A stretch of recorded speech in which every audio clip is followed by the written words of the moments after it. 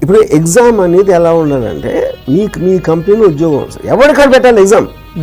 National board India మొత్తంలో ఇది ఒక board of intermediate, board of degree అవి ఉండకూడదు. ఎందుకంటే వాళ్ళకి ఏం సంబంధం ఉద్యోగాలు ఇవ్వడానికి, ఆడెవరు చెప్పడానికి.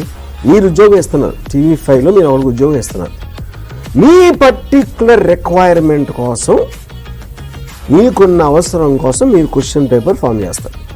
అది బేసిక్ డిగ్రీ ఇంజనీరింగ్ ఏం అవసరం లేదు, వాడు దాన్ని చూస్తాడు. మీరు అడ్వర్టైజ్ చేశారు దాన్ని, నాకు ఈ పర్టికులర్ జాబ్కి ఎలాంటి అర్హతలు గలవాడు కావాలి, ఆడు అది చదువుతాడు, ఆడు ఆల్రెడీ చదువుకున్నాడు ఉంటాడు, లేకపోతే ఆడికి ఇంట్రెస్ట్ ఉంది, ఆడు బ్రషప్ చేసుకుని వస్తాడు, పాస్ అయితే మీరు తీసుకుంటారు ఉద్యోగం. మీ దగ్గర నుంచి వెళ్ళిపోతే వేరే చోట వేరే క్వశ్చన్ పేపర్. అది ఆ క్వశ్చన్ పేపర్ అనేది ఉట్టి ఎంప్లాయర్ టు దిస్ ఉండాలి, కానీ జనరల్ మీనింగ్ అనేది. ఇప్పుడు నాకు బీటెక్ డిగ్రీ ఉన్నా, నాకు మీ సినిమాకి సినిమా పక్కన పెట్టండి, మీకు ఉపయోగపడలేదు. సివిల్ ఇంజనీరింగ్ డిగ్రీ నేను తీసుకుని 2 సంవత్సరాలు నేను పనిచేశాను సివిల్ ఇంజనీర్. ఒక్క మొక్క నేను వాడలేదు దాంట్లో నుంచి.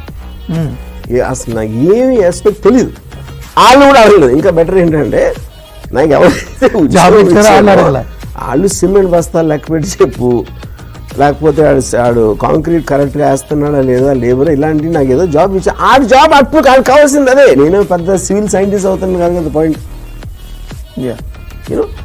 సో అప్పుడు ఏంటి, మీకు కావాల్సింది క్లారిటీ. ఎగ్జాక్ట్లీ నేను ఎందుకు ఏ పని చేస్తున్నాను, చదువుకుంటున్నానా, ఇది చేస్తున్నానా, అది చేస్తున్నాను అనేది క్లారిటీ అనేది నేర్పాలి పేరెంట్స్, టీచర్స్. ఏం కావాలి నీకు లైఫ్లో, ఎందుకు చదువుతున్నావు, ఆల్జీబ్రా సిలబస్లో ఉంది కాదు, ఆల్జీబ్రా ఎందుకు చదవాలి అర్థమైందా, ఆ పర్టిక్యులర్ థింగ్ క్లారిటీ వచ్చినప్పుడు తర్వాతే చెప్పాలి. కానీ ఊరికనే ఆల్జీబ్రా నెత్తి మీద నొక్కితే ఏమవుతుంది.